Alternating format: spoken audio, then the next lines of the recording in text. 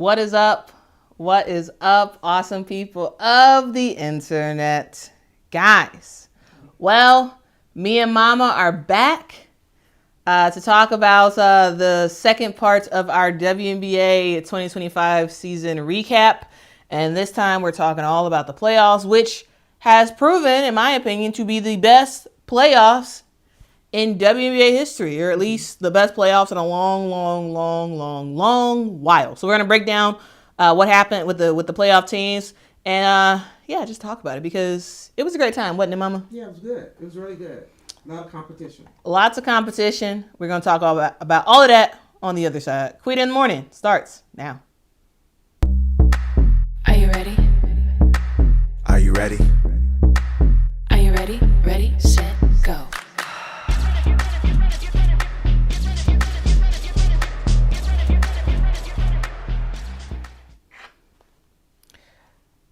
Well, let's get into it, Mama. Because boy, oh boy, what an amazing WNBA playoffs.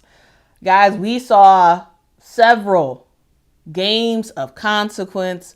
We saw several instances of it going down to the wire, maximum amount of games. And while the WNBA playoffs ended in a sweep, Mama, this should not distract us from the amazing stuff that we saw on the court. Yes. It was absolutely wonderful. And so what we're gonna do, we're gonna in a sec go through team by team, talk about what they did in the playoffs, and also just talk about their trajectory in the future, because lots of bright spots for a bunch of these teams. And so anyway, but before we actually do that, Mama, I want to show you this very interesting graphic. I didn't tell you about it beforehand because I want to get your actual reaction to it. But I want to talk about, darn, you can't even see it. You see it that well. Well, I'll read it out for you, Mama. Okay. This is, here, let me.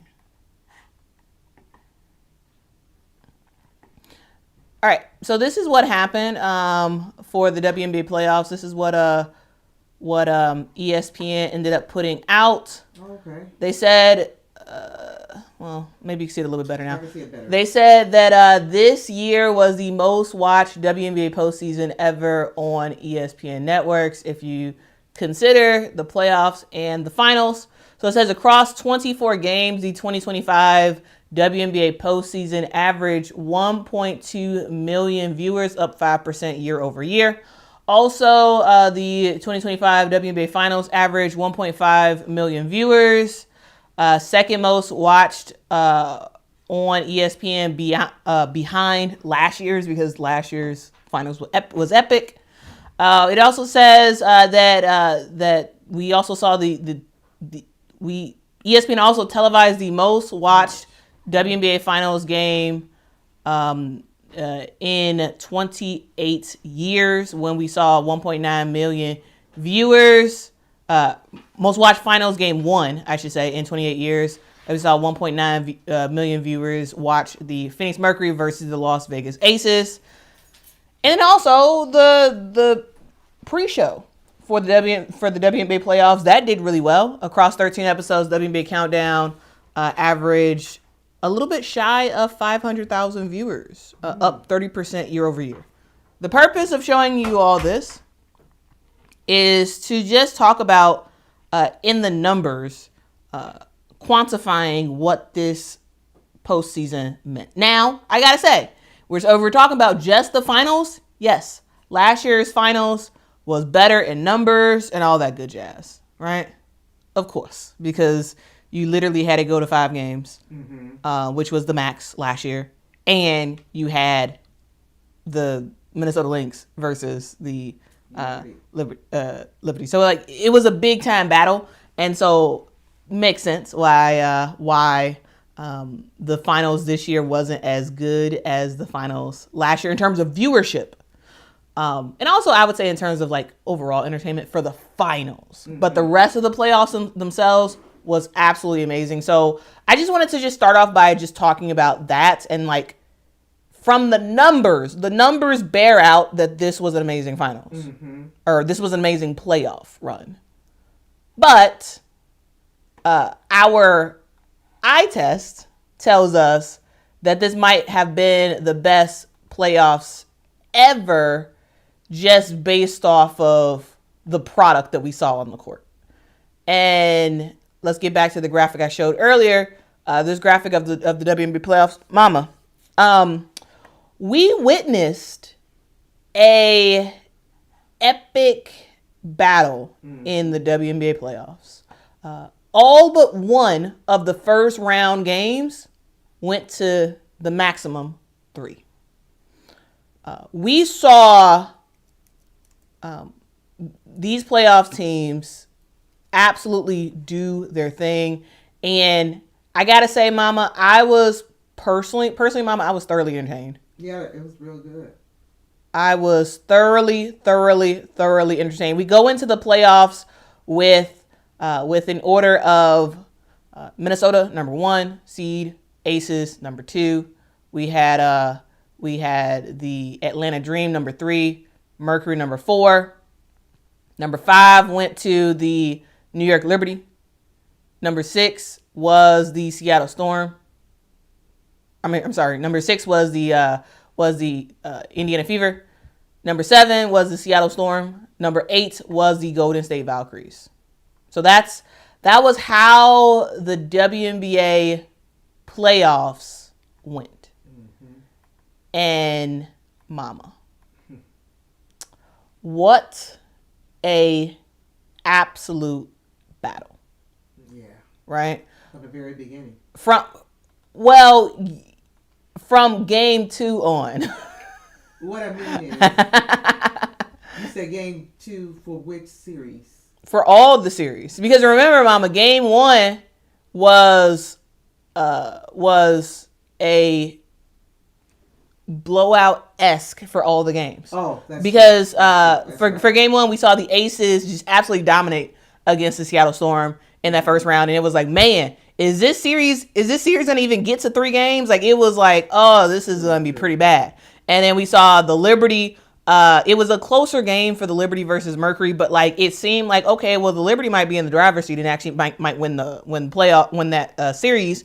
We saw the Atlanta Dream kind of take care of business, kind of decisively against the Indiana Fever, and then we saw the Lynx have a massive blowout against the Golden State Valkyries in game 1 of the semifinals. But it all really got going that I believe it was Sunday was the first round games, and it was like all back to back, which was crazy. WNBA, please do not do this in the future. It was absolutely insane. Too many games, and they were all in 2-hour windows. It was terrible. But yeah, anyway. But the playoffs really got started in game 2, which started on Tuesday, where we saw the Indiana Fever take down the Atlanta Dream, and it was like, yeah. Ooh, you punch first in game 1.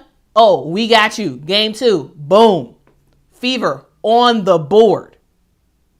And then we saw the Seattle Storm that looked atrocious in game 1 of the WNBA playoffs. They looked terrible. And then in game 2, Mama, man, they got themselves together, and I got to admit, Mama, we saw a Las Vegas Aces team that looked like they might actually lose. We saw Skylar Diggins and Nneka Ogwumike absolutely go off in game 2. They looked flat out amazing. We saw Dominique Malonga, Erica Wheeler. Everybody was kind of doing their thing when it came to the Seattle Storm, and they took game 2. And it was like, okay. All right. Now it became a playoff series then. Yeah. It became a playoff series. GBJ says Quita's mama's mic is low. Oh. Well, I feel like maybe move it up higher a little bit. Or maybe I can move mine lower. Okay, let's see if that works. Let's see if you can hear me better now. Yeah, let us know. Let us know if the mic sounds a little bit better. Hopefully it does. But anyway, we saw game 2 on September the 16th really get going. And then that continued for the next day as we saw the second round of game 2s, where still lower. Okay, so maybe I'll move mine. I'll move mine further away. Cause yours is on, right? Is it on? Oh. Is it not on? Yours is not showing that it's on. That's why it's low. Don't worry about it, Mama. Don't worry about it. You leave it there. Okay. I'm gonna put this in between because I don't see your light on. Okay. All right. Well, as y'all can see, this is live. Okay. This is absolutely live. We still have to use our listening ears today. Actually, let's actually take a quick break. So you can fix it. And I'll fix it. But thank you so much for letting me know. I appreciate it. And remember, guys, this is live, so you know, it is what it is. Well, we'll get this fixed. All right. Let's see. I think I have to have some sort of preloaded video on here, don't I? I think I do.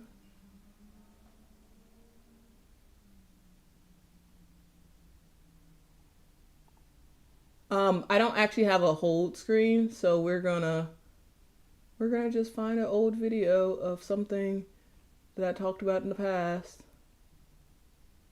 that I'm gonna talk about again.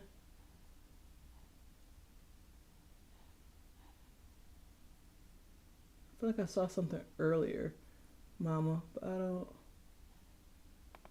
don't. Mama, so you've been following this whole Nafisa Collier, Kathy Engelbert thing, and you know what the commissioner said on Friday, and how she characterized some stuff, and well, players heard what Kathy had to say, including Nafisa Collier, and according to reports, Mama, Nafisa Collier has said, actually, nah, I'm not interested in meeting with you anymore. I'm canceling. So let's kind of talk about that real quick, Mama. A report came through on ESPN, and supposedly Nafisa Collier is canceling the meeting. Now the league says that Nafisa has not yet actually told Kathy that, but she's gonna cancel. Mama. Oh wow. What are your thoughts? Because quotes. Stop it and go back. All right. Well. Hopefully you all can hear me now. Yeah. Hopefully you can hear. You can hear Mama now. Actually, Mama, just talk 1, 2, 3 real quick. 1, 2, 3, check. 1, 2, 3, check. All right. They can hear me. I think we got it. I think we may have it. But again, thank you so much for letting me know. And I'm sorry, y'all probably probably was telling me while we were chatting, and I didn't see it. Much better. Okay, great. Turns out I turned Mama's mic off before I gave it to her. Didn't realize it. So, thank y'all. So, anyway, the show starts as of now because we actually have good audio. But again, thank you for letting us know. But hopefully y'all kind of heard what we were saying earlier. Hopefully. We were just talking about how really the playoffs really got started in the second game of all the series, because we saw the Indiana Fever, who didn't play that great in game 1. They came storming back. And speaking of storms, we saw the Seattle Storm take down the Aces, and they look very, very good, very, very dangerous. Yes. And then that kind of continued on. Shamika says, "Blame it on Kathy." That is hilarious. Oh my God, Kathy is to blame for everything, man. It's gonna rain today. It's Kathy's fault. Everything. It is what it is. Anyway, we also saw the Phoenix Mercury get themselves in order and absolutely, mama, demolish the New York Liberty in Game 2. Yes. Yeah, the Phoenix Mercury demolished them. Like, they looked so good. We saw Alyssa Thomas kind of doing her own thing. We saw Satu Sabli, Kalia Copper. Like, everybody was on point. Dewana Bonner was adding some stuff to the action. Like, everybody looked really, really good for Game 2. Yeah, for Game 2 for the Phoenix Mercury. And we saw a lot of what the New York Liberty did not have. We saw Brianna Stewart basically give us a dud, right? Same thing for Jonquil Jones. Like, it was like the entire starting lineup kind of just got scared and forgot how to play. Yeah, it was weird because we were so used to seeing the Liberty be dominant, especially JJ specifically. We were so used to seeing it, and it was like she just laid down and said, "Well, I'm not going to play today." Even though she was on the court, it was so weird to see. I was like, "What's going on?" They played so soft. I didn't understand it at all. So soft, and it was like, yeah, y'all don't deserve to make it to the second round. Y'all don't deserve the way y'all played. No way. And then we also saw for the final Game 2, we saw the Minnesota Lynx take on the Golden State Valkyries. And Mama, I gotta say, I love this game. Oh yeah, I love this was game a fight because the Valkyries, they could not play in their home arena because of I believe it was a golf event that was happening, or some other previously scheduled event that was happening at the Chase Center, and so they had to move and go to a neighboring area. I believe it was San Jose. I believe they had to go to. They had to go to San Jose. And when I tell you, Mama, they fans showed up. Yes. And it looked like they moved the court over, and it really did look like it was the Chase Center. It really did. Purple or violet was everywhere. And the Golden State Valkyries proceeded to give their fans all that they had. Yes. Now, yes. Did the Minnesota Lynx win this game? Yes. But it was a down to the wire finish. Yes. 75-74. Like, this was not a cakewalk like Game 1 was. No. This was down to the wire. And it looked like it really did look like the Golden State had a chance. They had a opportunity for a shot at the end of the game. Cecilia Zandalicini ended up missing, and it is what it is. But I gotta say, I love their fight. Their fans love their fight, and to me, even though they lost, it was kind of a moral victory of sorts. Yeah. It was I like seeing that game because the way they were playing, they felt they could beat Minnesota. So there was no fear in them. They played up to their potential. They played to the very end, the very last second to try to win this game. And their fans were very proud of them because what they've done all season long. So they did give them the accolades basically that they deserve. Yes, you may have lost this game, but what you have done, you have made us very proud. That's basically what they told the Valkyrie players. Like, there's nothing to hold your head down about because you played your heart out. You gave it all you had. You left it all on the floor. And that's what you want when it comes to the playoffs. You want the teams to give it all they got. Yes, whatever you've done during the season, all that washes away. It's only what you're doing now that matters. And so if you elevate your game from that point, That's what your teams and your fans want to see. And that's what the Valkyries gave them. I want to say out of all the teams besides Indiana, the Valkyries were the most exciting ones. If I could say that. They were most exciting because all season, they just rose to the occasion, and all of them just stepped up. Everybody just stepped up. And it was like, whoa. And those 3-pointers were ringing like mad. They were ringing like mad. So I enjoyed every time they were playing during the season. I tried my best to watch them because they were so exciting. They didn't look like a new franchise team. They looked like a team that was seasoned. Yeah. In the game. They did. So it was great to see. And so hopefully they're going to build on that for next year. And they may get a few more pieces to make their game even better. But even if they don't, if the same players that they had just develop a little bit more, we're going to see a different team go even higher than they did this past season. Yeah, because they have some really, really awesome players. And specifically Janelle Salon is like probably my favorite player on the team. And I think she is going to elevate her game even more next year. We'll see if Kayla Thornton returns. She should be healthy next year, and I'll be excited to watch her play for this team again. It's just overall, everything was as perfect as it possibly could have gotten. It is as perfect as it could have been this year, right? I mean, 18,000 plus fans sold out at every single home game, Mama. Every single home game. That is 22 home games that they were sold out 18,000 plus at the Chase Center. That's how exciting they were.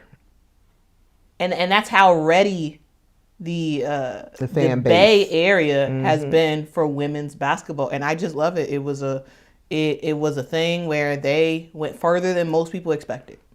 Most people had no clue that this was a playoff team. It was a playoff team, and they gave the Lynx a run for their money in game 2. So shout out to the Golden State Valkyries. Yes, you do lose. They were the lone team that did not win a game in the first round. However, they did put on a show in both games. Well, the first game they got blown out. They got blown out. But the second game they showed up. Yeah, you're right. This was the only first series that didn't go to a game 3. Yeah. And speaking of game 3s, Mama, what we proceeded to see in game 3 was, again, you talk about games of consequence, you talk about going down to the wire, and we saw that in game 3, where the Indiana Fever, neck and neck with the Atlanta Dream, ends up winning the game with just seconds left, Mama. That was a game. And I was surprised because I just knew, especially with Atlanta being at home, that they were going to be able to pull it out. But the Fever were unstoppable. And you want to talk about somebody who was unstoppable? Mama. Remember Odyssey Sims? Yes. That girl. Odyssey Sims was absolutely huge. Actually, really, since she joined the Indiana Fever, earlier in the season, it was her. It was Kelsey Mitchell knocking down bucket after bucket. Aaliyah Boston was huge in the final game, and really, the Indiana Fever do their job, and they do their job extremely, extremely well. But Odyssey Sims had the game sealing free throw to kind of get that to a 2-point lead, and it was kind of over from there because. But yet surprising. Yeah. Because again, I felt that Atlanta had the tools that they needed to win, but Odyssey Sims' will to win. She had a will that you couldn't stop. That I don't know what it was, like something got into her. We know Kelsey Mitchell was going to do what she's going to do, but Odyssey Sims, she had a mentality of winning. You could see it in her eyes in every play that she played that day, that she was determined to win this game. She almost put the team on her back almost, just like Kelsey Mitchell's been doing all season long. And it just made the difference. And you can't stop a person that has that kind of a drive. It's hard to stop somebody like that. And you saw it. And Indiana wanted to go further. And they were playing also, I think, in the back of their minds for their injured teammates. They had a extra push that the Atlanta Dream thought, okay, we got this because we got the players. We know what we can do. We definitely can beat them. But no, if you don't have that extra drive, you're not going to beat a team that's hungry for winning. And Indiana was hungry to win. They were hungry to go further in this playoffs. And this is why they won this game. And it was a great victory for them. That day, woo, I was like, wow. It was big, and it was just a taste of what we saw next for the Indiana Fever. Because, the Indiana Fever, I'm sure they shocked a bunch of people. They shocked me. They were flat out amazing, taking down the Atlanta Dream. Yes, the Atlanta Dream, in my opinion, did not play up to snuff. They kind of was, complaining to the refs and just sort of, and they just didn't totally seem into it. However, it wasn't like Atlanta laid over and died. Right. The Fever took the game. And hey, that's all it takes. That's all it takes, man. You had a will to win, and you had Kelsey freaking Mitchell, who was just flat out amazing. You had Odyssey Sims play like the big shot Odyssey Sims we remember her to be, and also passing the basketball, getting her teammates involved. Like it was a show to see. And with seconds left to go, really, the Indiana Fever take it. And yes, the Atlanta Dream have an opportunity. I believe it was Brianna Jones who ended up trying to shoot the last shot. A three or something like that for the last shot, and of course she missed. And it is what it is. Ultimately, the Indiana Fever take them down, and they move on past the first round. And then we also saw the Seattle Storm take the Las Vegas Aces to the brink. 74 Aces, 73 Seattle. And mama, when we talk about big games, when we talk about big moments, games of consequence, taking it to the last second, mama, that was this game. Yeah, it was. And the game was won by none other than Jackie Young, mama. It was a miss. Asia Wilson missed the shot, and Jackie Young with a tip bucket with less than 15 seconds left to go.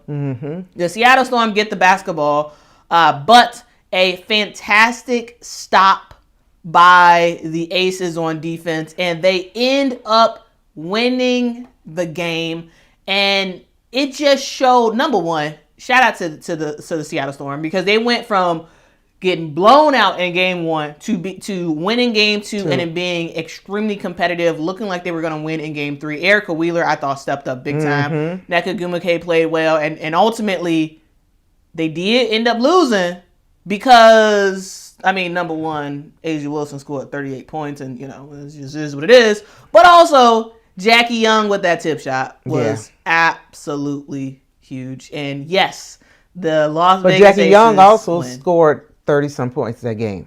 Not in that game. Was that the game before? Not in the third game. Not in the third game. Asia had, because it was basically Jackie Young and Asia were kind of trading buckets and effectiveness and whatnot. And we saw Jackie Young. She ended up dominating really in the second round against Indiana. We saw I'm thinking about a different game. We saw her play amazing, and then also in the finals. But in the first round, I don't think Jackie Young had a 30-point game, but she was. She did help to win that game. She was a huge factor in that game, and of course, Asia kind of carried them the majority of the way, and Jackie Young finished it. down to the last couple of seconds. But I have to say that the Seattle Storm did redeem themselves. They did. Because the way they had played in that first game, it was like they're going to be out of it. But when they won that second game and the way they played the third game, they had the opportunity of going further. They did have the opportunity. All of the players stepped up and they played like they wanted to be in the playoffs. Yeah, they played like they wanted to win, and they played like they wanted to win and be a champion. And I mean, we see how the story ended, but you know. Yeah, but a lot happened. So the coach lost her job afterwards. Noelle Quinn. Unfortunately for her, the epic Game 2 and Game 3 for the Seattle Storm was not good enough for her to save her job, and so now she's looking for something else. And the Seattle Storm are looking for their next head coach. So we'll see what happens on that front. That's for sure. And let's kind of continue to move on, Mama. I had graphics for all this stuff, and I don't know why. Anyway, let's talk about the other Game 3 that happened, and that was between the New York Liberty and the Phoenix Mercury, where the Liberty proceed to got, Mama. They laid down. They did. They laid down on this game. It was just like, yep, y'all don't have it. Yep, y'all are. They laid down on this one. Yes, Brianna Stewart did. She give played it all her heart she out. Got, she but hurt and played. You know, her and Sabrina kind of tried to do whatever they could, but it just wasn't enough. It just wasn't enough, and ultimately, as we ended up seeing, Sandy Brondello got out of there too. Yeah, she was gone from the New York Liberty, and we'll see where she ends up in terms of coaching. But it was all about, once again, Alyssa Thomas and Satu Sabally. Yep. Alyssa Thomas with another triple-double, because that's just what she does. She eats triple-doubles for breakfast, basically. But we saw Satu Sabally play amazing. We also saw Sammy Whitcomb come up clutch with some big-time buckets. And ultimately, it was a closer game, but it wasn't as close as some of the other Game 3s that we saw. And, the New York Liberty had no business losing, Mama. No, but they didn't play. But they did lose because they didn't play. Emma didn't play that well that day. Nah. JJ didn't play well that day. And all they needed was one of them to play well. Yeah. In addition to the other two, it would have been fine. They would have had a chance. I know they kicked themselves in the butt after that game.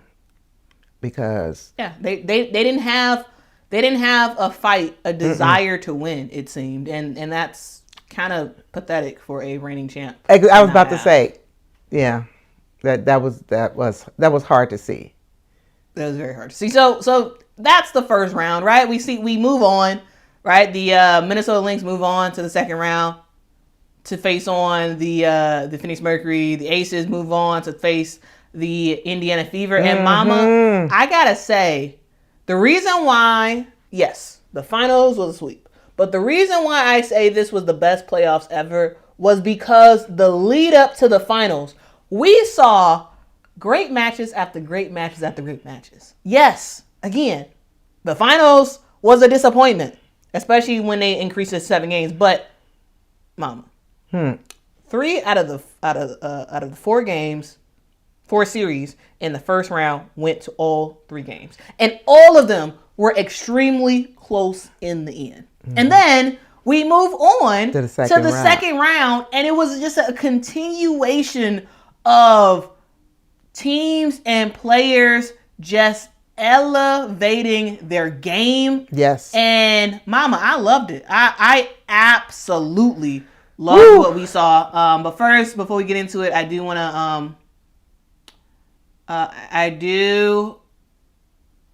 to go to a super chat. Thank you so much, KB, for the super chat. Says, Most amazing seasons was number 1, the Valks, number 2, the Aces, number 3, the Mercury. I mean, yeah. The Valkyries, because they had a better season than really anybody anticipated for them. No one really expected them to be in the playoffs. No one expected them to have literally sold out every single home game. No one expected them to be as competitive as they were. Yeah. With the Aces, yeah, this was a year that everybody, well, not every, a lot of people were basically saying, no, they're not going to make it. The Aces dynasty is over. Of course, they'll make the playoffs, but like the dynasty is over. Like this is not as great of a team anymore. Kelsey Plum is gone, and Jackie Young and Asia Wilson, they're not going to be able to carry this team to the finals, and like this is not going to be their year, right? There's a lot of people saying that, including myself, where early in the season, like what's going on? This Aces team was not playing good. This Aces team was very, very bad at points during this year, because it felt like it was only Asia and Jackie, and nobody else was helping to pull their weight. But we saw changes to the starting lineup. We saw a trade happen, and then all of a sudden, 17 game winning streak to basically close it out. And they played amazing. And then the Phoenix Mercury, they returned 2 players from last year. 2 players. And Natasha Mack and Kalia Kappa. Built a whole team. Wasn't Natasha Mack? Anyway. I don't know if was she. Yeah, I think Natasha Mack was on there last year. They did return 2. I remember that. But they proceed to fully revamp, get in AT, and build a team around Alyssa Thomas. And a lot of people were like, "Oh, that's not gonna work. It ain't gonna work. They're not gonna be successful." And then we see, yes, they got swept in the finals, but they made it. So yeah, I mean, KB, I think you're on something. I think you're on something with that. You're absolutely on to something. Okay. But Mama, let's talk about the semifinals, because we proceeded to see the semifinals go down to the wire. 5 games for the Aces and the Fever. We saw it go to 4 games for the Phoenix Mercury and the Lynx and the Minnesota Lynx. But Mama, I gotta say, I really, really enjoyed these series, specifically the Aces versus the Fever. I was very, very, very much surprised that it went to 5 games. I would say that if there was probably one more player that Indiana could have brought back and to help them in the end, they would have beat the Aces, because they played so well. They did. The Fever played so well in the semifinals. It was just ridiculous.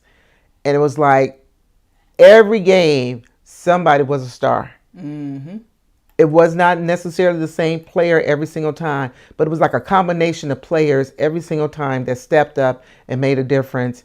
And this was the series that everybody wanted to watch, because every game was different, but exciting at the same time. So I was very much surprised how they were able to combat with the Aces. I really was. It was like, now this is supposed to be the team that a couple years ago were champions, and here they playing Indiana, playing with all these replacement players, if you will, because they're starters. All of them, half of them were out because of injuries, and here they were playing like this team has been together all season long. They were gelling. Coach White did an awesome job. I have to say that whatever challenges she had all throughout the season, she adjusted. She never stopped adjusting. She never said, "Oh, we can't win." You never saw her look like, "Oh, we defeated." She always had a winning smile on her face, or a winning look like I'm in this. We're in this to win it. I don't care who I have to put on the floor. They're going to all do their job. They're going to all do their job because we are a team. So out of all the teams, besides the Valkyries, I would say Indiana and the Valkyries really showed us what team atmosphere looks like on a regular, not just on certain games, but on a regular basis all throughout the season. These two teams demonstrated what team basketball looks like. And I hope that more teams this coming season in 2026 will get a hold of this and understand that 2 players can't win it. 3 players can't win it. We need 5. We need 7. We need 8. We need everybody locked in that whenever you're on the floor, you're going to do your job because we're in this as a team. Yes, we have our star players, but everybody's a star when you're on that floor because we need you to contribute to our win. And so I was very much impressed by Indiana's the second round. It was just unbelievable, I have to tell you. It was unbelievable. It really was. And my mama, I fully agree with everything you just said because here's the thing. Yes, we all know that the star of the Indiana Fever is Kelsey Mitchell. Of course, we know that, right? But what we saw throughout the season and especially during the playoffs, especially in the second round, was that everybody else was able to elevate their game to be able to help Kelsey Mitchell do what she can do. Of course, in game 1, we saw the Indiana Fever come out like a buzzsaw, come out amazing, and it was Kelsey Mitchell dropping 34 points, right? She was looking very, very, very good. We saw Odyssey Sims doing her thing, continuing to show people that, yeah, I can score, I could pass, I could do whatever on the court. We saw Brianna Turner, in my opinion, give a lot of fantastic minutes for the Indiana Fever. And again, Brianna Turner is not totally a scorer, but in terms of her impact, I thought she was extremely impactful in this playoffs. Yes, she was. She played very, very well. We had some fantastic minutes all series from Lexi Hull. Yes. A player who just continues to fall down and get right back up and knock down threes and just make some stuff happen. Of course, we got Aaliyah Boston, who was big in the post. Her and Asia Wilson battling back and forth. I thought was super fun to watch. Yeah, it was very fun. And yes, Asia did get the better of Aaliyah, but I gotta say, y'all, Aaliyah Boston's straight up. She challenged her. She's a straight up menace. She challenged Asia though. Yeah, she challenged her. It was not a walk in the park at all. It was not. It was absolutely not. And and Aaliyah Boston was a huge part of the reason why we even went to a game 5. Because remember, we go into game 4, the Aces were winning in the series. And the Indiana Fever needed to tie it up. And who stepped up at a large margin? Of course, Kelsey Mitchell going to do her thing. But Aaliyah Boston was gigantic in game number 4 with 24 points and 14 rebounds. She was absolutely doing her thing. And it was just fantastic to see. They kept feeding her the ball. Remember, that's the game. Yeah. They fed her that ball. And she was making some stuff happen. And then in game 5, right, we go to overtime. This, talk about a down to the wire. This is, and honestly, probably this game was the best game. Yeah, probably the best game of the whole playoff series. Yeah. Because number one, there is no other opportunities. This was it. This is a 5-game series. It went all the way to 5 games. Then we find ourselves neck and neck throughout this game, where ultimately we have to go to overtime because it just can't be decided during the regular 4 quarters because we saw Odyssey Sims basically tie up the game played out of her mind. Sim was amazing, and she like I'm not losing. And so she gets the Indiana Fever to overtime, and then honestly, Mama, from overtime on, it really felt like Indiana did kind of run out of gas. But I gotta tell you, that fourth quarter run that Indiana made was absolutely epic. Like, they gave it all they had to have a masterful comeback. And it's just like, dog, like, they left it all out on the court. They gave their fans all they could. And ultimately, Indiana was was severely struggling in overtime, as the Las Vegas Aces was like 3-3. Let's kind of seal this game. Let's get this over with. And ultimately, they do win 107-98 in Game 5. But I gotta say, this game was a whole lot closer than the final score shows, and there was a whole lot more fight. In Indiana, and the Aces, matter of fact, because like here's the thing, like this was not a game that felt like, oh, the Aces were just gonna win. This was a game that was like, oh, the Aces got it. Oh no, the Fever got it. Oh, it just kept switching. Yes, and you have to love games like that, because here's the thing: me and Mama, we didn't actually care. It didn't matter to us what happened. We wanted to be entertained, and I gotta say, we were thoroughly entertained. Asia Wilson, 35 points, right? Addison Sims was again playing out of her mind, 27 points. Like it was a sight to behold, and I gotta say, if we can continue to see games like this in the playoffs, the numbers are going to continue to go through the roof. Like we're going to continue to see, a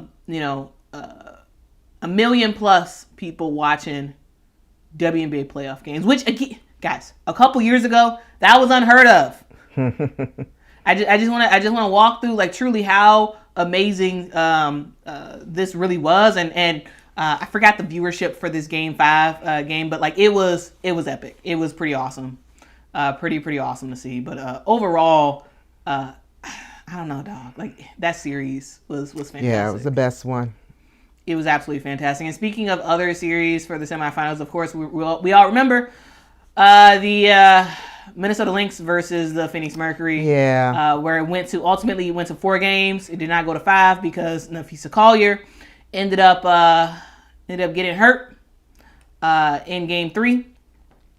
And the Phoenix Mercury was able to kind of wrap it up in Game 4, where even though Kayla McBride played out of her mind, she was absolutely insane. In Game 4, it just was not enough to withstand the Phoenix Mercury, as Phoenix Mercury took them down. About this series, Mama, this was the series that reinvigorated the anti-Kathy sentiment in the WNBA. This is the series that just continued the "we hate refs" the physicality of the game. It's just, this series was very, very fun. It was entertaining. However, I think after Nafisa got hurt in Game 3, it was just kind of like, some of the joy of it kind of got sucked out. Yeah. Because you don't want to see one of the greatest players in the W get hurt, but that's what we saw, and so that was pretty. Pretty and it did kind of like set the tone for Game 4, where we knew Kayla McBride was going to be the lead. On Minnesota, and she did what any leader would do, is lead by example. She showed them that I'm putting the team on my back. I'm giving it all I got. I just need a little bit more from you all. And they could have won if she'd have got a little bit more. But if they had gotten to the finals, they would not have the manpower to win against the Aces. So, but I wanted, you all know I had talked about Minnesota being one of my favorite teams, and that I wanted them to be back into the finals because, again, I felt that they got robbed last year. When they played the Liberty. But when Nafisa got hurt, I was like, there's no chance of them winning the finals with Nafisa hurt because they need Nafisa in order to win. But with Kayla McBride doing what she's doing, they had an opportunity to go to the finals. But I felt at that point, even if they had went to the finals, they would not have won the championship. So, you know, they would have also got swept. Yeah. So it is what it is in that regard. But up until that game 3, there was fantastic ball between the Mercury and the Lynx. It really was. Yeah. Yeah. We got some super chats. Let's get to them. Okay. Ray, thank you so much for the super chat. Says, I'm trying to read this. This is very small. Says, off topic, Quita, Tina Charles is the new all-time leading scorer, right? Question mark. I checked Google and it's saying DT. Am I tripping? No, Google's right. It's Diana Taurasi. Yeah, Diana Taurasi is the only player in WNBA history to score more than 10,000 points in her WNBA career. Tina Charles is number 2 on the list. So she's second in the all-time scoring list. But number 1 is Diana Taurasi. So yes, Google is correct. Thank you so much, Ray, for the question. I mean, hey. How long did she play, Diana Taurasi? You know it's gonna take to pass her. She was in it. She was in it for a long time. Okay. But I can absolutely see a situation where we might see who's gonna pass her? Asia. Yeah, she's gonna pass her. Oh. I absolutely see that. Okay. You don't think Tina Charles is gonna pass her? No. I think Tina Charles is probably got another year or two. Yeah. And she's gonna retire. Probably. Yeah. Okay. But again, Asia is how old? She's 29 years old, and I believe she's already surpassed 5,000 points. So like, you know, I mean, it's she doesn't have that much farther to go. If she plays another 6 to 7 years. Yeah. So we'll see what happens. Because Diana Taurasi was 40, right? Yeah, I think she was. Was 40 when she retired. So yeah. But Google's correct, Ray. Google's correct. Sometimes Google be wrong, but this time they were correct. KB, thanks so much for the super chat. Says, laughing my butt off. No, Mama done drunk the Indy Kool-Aid. Wait a minute, but the thing is, I am speaking truth though. So you all got to understand that it's not drinking the Kool-Aid. It's just I'm just speaking truth. It is what it is. Sometimes we have well wishing what we want versus what we see, but we got to talk about what we see, right? Mm-hmm. And what we saw was Indiana do their thing. Hey, Indiana show up and show out. I mean, you couldn't deny it. You couldn't deny them.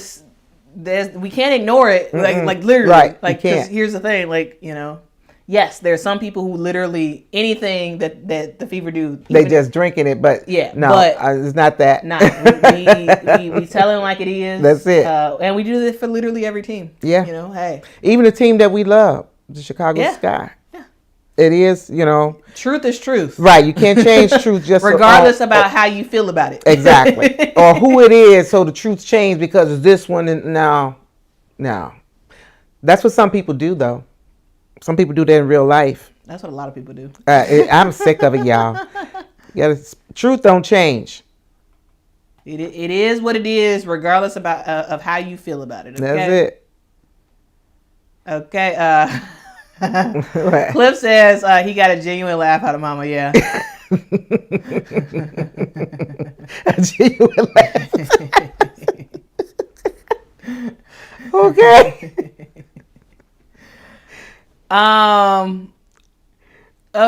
Okay. So, with that being said, with some fantastic games during the playoffs, we go into the finals, which, yes, was disappointing. We ended up seeing a sweep. But I don't think that takes away from the fact that we saw 4 games four series during this WNBA playoffs go down to the last couple of seconds. We saw 4 series during this WNBA playoffs go to the maximum amount of games. And Mama, I gotta say, even with the finals being what it was, which was a disappointment, we saw the best games, the best playoffs ever in terms of like the games and in terms of the competitiveness of the games and whatnot. And I gotta say, yes, is there a little bit of a recency bias in that? Possibly. But this year was the first year in WNBA history, or first year in a long while, that we had 5 games for the semifinals. Because remember, last year the semifinals were 3. It was 3 games and the finals were 5. This year we saw 5 games, and we saw how epic the Aces and Indiana battle was. And the Minnesota Phoenix battle would have been just as epic if Nafisa Collier would not have gone down. We saw the Indiana Fever versus the Atlanta Dream series in the first round. We saw that go down to the wire. We saw the Aces versus the Seattle Storm. That went down to the last couple of seconds. Same for the Phoenix Mercury and the New York Liberty, where that kind of wasn't as close, but like it kind of went down to the wire as well. Like, a lot of games. We saw some amazing games, and me and Mama, we watch the playoffs every year. We watch it.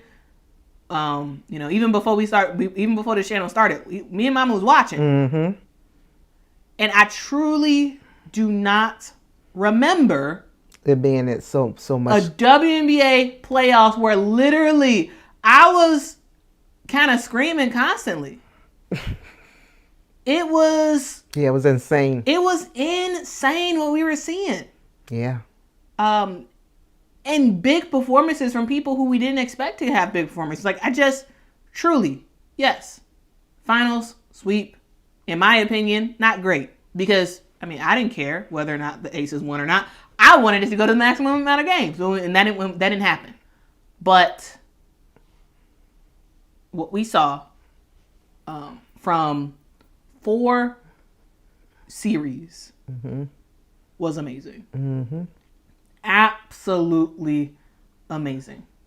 And it was only 7 series in this game, in this playoffs. Like, it's only 7 series. Like, you got the first round, semifinals, and you go to the finals. So it's only 7 series in this playoffs, and 4 of them went all the way down to the wire. What more could you want? That's entertainment. Yeah.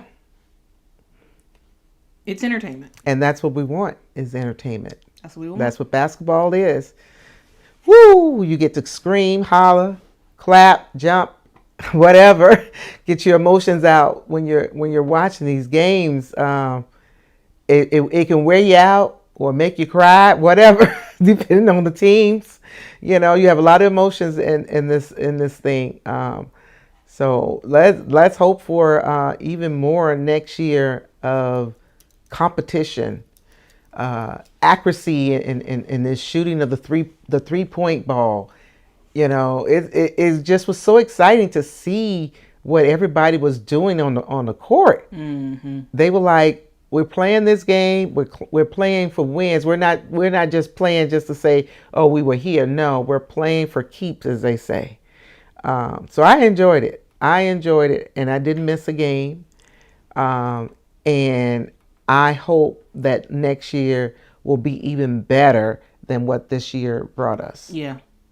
Yeah, I'm very hopeful. Real quick, Golden State Valkyries finished the season 23-21, 23 wins, 21 losses.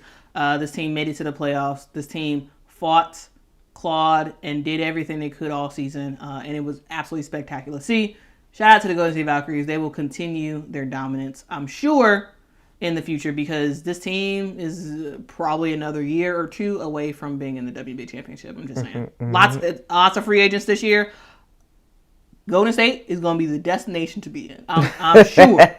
Okay, y'all. I think y'all can book it. In 2 years, they're going to at least be in the finals. I'm telling you. Because everybody's going to want to go to Golden State. In 7th place at the end of the season, we saw the Seattle Storm with a record of 23-21. This is a team that, in my opinion, underperformed at multiple times throughout the season. They did give us a fantastic Game 2 and Game 3 of the first round. But ultimately, this team has to do a massive reset. They will have a new head coach next year. They're going to have to figure that out and figure out what direction they want to go in. And they just got some question marks that the Seattle Storm has to answer to sort of get back to the prominence of the before times, right? And we'll see what they can do because they got a lot going on. Right. They got a lot going on. We also had the Indiana Fever finish 6th in the WNBA playoffs. They had a record of 24-20 on the season. This is a team that went through a lot of adversity, especially later in the season due to just all the injuries and lots of new players that came in, and everybody kind of fit the system, and it all worked out. It's one of those rare things that you don't really see a team have as many kind of hardship players as Indiana had and have them all just gel really well. Fantastic GM work by the Indiana Fever. A lot of teams, y'all probably should be looking at the Fever and what they did and how there was a lot of other teams that had injuries and a lot of other hardship players that were added, and it didn't work out for really any other team more than it did the Indiana Fever. No. So maybe there's some tips you all need to take. Coaching makes a difference as well. Coaching does make a difference, yeah. It absolutely does. Then we also saw at number 5, we saw the then reigning champs, no longer the reigning champs anymore, the New York Liberty. They finished with a record of 27-17. In my opinion, they did deal with a lot of injuries this year, but they just weren't the same as last year. This team, they just did not have it. They didn't have the fight. They didn't have the will ultimately to win. And, they bring in Emma Miesemann. I thought that was going to be like the biggest unlock, and I thought they were going to easily win the championship, but things don't always happen the way you think, Mom. Just because you got the pieces, it doesn't matter. Sometimes you got to put them all together, though. You got to put them all together, and it seemed like the pieces wasn't fitting. They had a jigsaw puzzle with missing pieces. It was a shame, though. Yep. But it is what it is.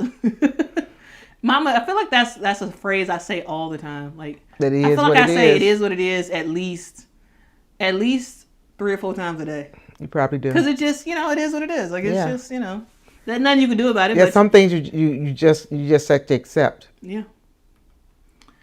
The Phoenix Mercury, I thought they played fantastic this year. They had a record of 27 wins, 17 losses. I did not expect this team to be as good as they were.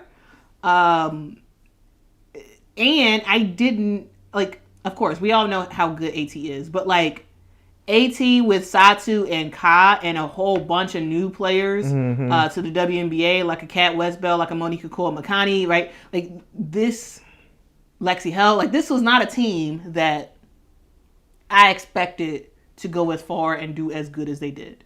But I gotta say, seems like Phoenix is doubling down on Alyssa Thomas, and they're going to go back to the drawing board and see what other pieces they can get in Phoenix to make her life even easier, to get them back in the WNBA Finals, but this time not getting swept, but actually winning the entire thing.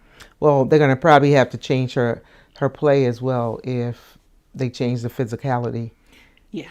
She's going to have to change. She's going to have to learn to play differently completely to be effective for them. Yeah, and that's if the league does. That's if they change it, and which I think they will. I think they don't have a choice at this point. Yeah, they probably don't have a choice anymore. But I will say, we did see Alyssa adapt in Unrivaled, because originally in Unrivaled it was very physical, very, very physical to start off with Unrivaled, but then the players started complaining about the physicality, and then the refs kind of changed up the way they were calling stuff. And she adjusted. And so will she be as dominant in a less physical game? I don't think so. No. But I think she will adjust. and it would be interesting. It'd be very interesting to see, though. Absolutely. She'll probably get more assists in the WNBA if they do change it, where she can't be as physical. She will, become more of a passer, which she's great at. Yeah. Oh, darn it. Okay, next up, let's move on and let's talk about the Atlanta Dream, Mama. The Atlanta Dream, I thought, played fantastic throughout the entire season until the playoffs. They went 30 wins, 14 losses on the season. They were fantastic. But then you wind up getting got to Indiana. Now, again, shout out to Indiana. They played great. But at the same time, the Atlanta Dream should not have lost. No. They had all their pieces. Yeah. And up until that playoffs, like the Atlanta Dream were looking very, very rolling. good. So they were rolling. That's something that they got to work through in terms of like how do you play through frustration? Because truly, that's what lost them the first round, in my opinion. They were just frustrated and upset and complaining and all this other stuff, and like you just can't win. No, doing that. When the opposite team and the refs are in your head, you just can't win. That's a lesson for all these teams, though. It became a theme all throughout the season, with the refs being part of the reason why teams lost, supposedly because of the frustration they received, on that end, and they couldn't get their emotions under control, so that they could see the bigger picture of you're not playing against the refs and the team, you're playing against the team. Yeah. But when you think you're playing against both of them, it's a little bit hard to win. A little bit, very hard. Well, I'm just saying that it almost takes you out of the realm of being able to win. And again, that's a life lesson. Hey, there's some stuff that you can't control, but you can control your attitude. You always got control of that. And your attitude, in a lot of ways, can determine your altitude. Yep. And we saw that we've seen that all season. And all the teams, I think all the teams dealt with it in some aspect. But you got to get it together. If you want to win, ignore them refs. Play your game. Yep.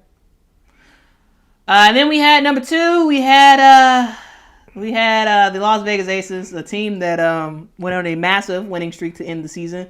Finished with a record of 30-14. And Mama, boy, oh boy, was this a fantastic season for the Las Vegas Aces. Because what place were they in? Where they were under 500 at one point. At one point, they were in 7th place in the playoffs. At one point during the season, it's crazy. And it was so many people that was like, "Oh, the Aces ain't got it. The Aces are trash," and blah blah blah blah. Everybody knew how good Asia and Jackie were, but like they were like, the rest of the team is not good. But the way they finished out this season, the way they proved everybody wrong, I love to see it, Mama. And one thing I just want to let you know, you're not on Twitter, so you're not seeing it. But a couple of days ago, maybe yesterday or whatever. Anyway, a couple of days ago, Dana Evans, she started responding to all them people and I think this is actually a huge reason why she ended up leaving Chicago. But like, there was so much online vitriol against Dana. Really? Yeah, a lot. And she actually after they won, she actually started responding to people, and I was like, go ahead, Dana, you talk your talk, because she like, what you gotta say now? You saying all this stuff. Well, I just won my 2nd championship. I was an impactful player on this team. What you got to say? Like, I personally, wow, I have loved it. I have loved her responses, because I'm just like, yeah. Sometimes that's what you got to do. You stay quiet, you win, and then you be like, okay, now talk your stuff. Now talk the stuff that you was trying to talk. So what you're saying is, sometimes as people, we don't have to defend ourselves. We have to prove ourselves, but we don't have to defend ourselves. When we prove ourselves, that speaks for itself. It speaks loud and clear. A lot of times we like to jab, because that's our only level of defense. But, your best way of proving somebody wrong is to do the deed, to do the thing that they say you can't do. Right. And then if you want to talk after that, sure. But in the moment, yeah, nah, keep your lips sealed. Mm-hmm. And boom, boom, boom, boom. Wow. Shout out to Dana Evans. I loved it, man. I tell you, I was looking at her response. So I was like, "You better go ahead, Dana Evans." Wow. Go ahead. I'm glad I'm not on Twitter. I think with Twitter is just. Oh, you get too mad. Oh yeah. I see. For me, I have to restrain myself even on Facebook, just not to respond to stuff I see. It's just like sometimes people just like crazy. That's all I can say. Sometimes people are just crazy, and you don't want to get locked into something like that because it can take you all kind of ways. Because we all can get evil. Every last one of us have the capabilities of getting evil. So if you want to get down and dirty, I can get down and dirty too. I have that capabilities, but I don't want to go there. Mm-hmm. I don't want to go there. So a lot of times I just ignore certain things that I see on Facebook. I just pass through it because if I read it long enough, I'm going to get angry and then I want to respond. And then I don't need to respond because once you start responding, you got to keep responding because they're going to respond back. And it's just like it's going to be a back and forth. I'm not going through all that. I'm not giving you all that energy because that's what it is. You're giving somebody energy, pulling that from you. Why? They don't deserve that kind of energy negatively. You don't need to give all your energy to that. Mm-hmm. Then finally, Mama. It is Minnesota, my team. Minnesota Lynx finished with a record of 34-10. They had a really awesome season. And they had a really awesome start to the playoffs. But again, truly, everything was derailed when Nafisa Collier got hurt. But the season itself, thought was a success. Mm-hmm. Now, I think they do for the offseason, they're going to have to probably shore up their bench for sure. Yeah. But I think they need probably another player for the starters. Mm-hmm. Yeah, because right now, because you had this season for the most part, you had Courtney Williams, Kayla McBride, you had Bridget Carlton, Nafisa Collier, and Alana Smith. I do think that they need to replace Bridget Carlton. Like, Alana's great. Fees, of course, is fantastic. Courtney's great. Kayla McBride is great. But I do think you need another player who can replace Bridget Carlton that can give you more offense. Yes. And defense. Yes. And yes, did Bridget Carlton play as good as she probably could have this year? Yes, I'm sure.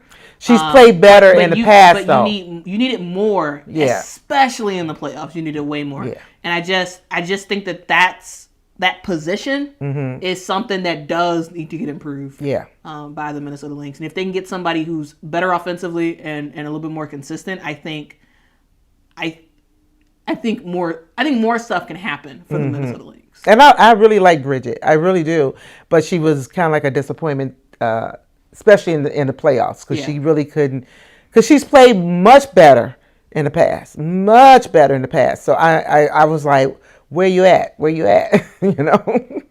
And their bench definitely need to get better.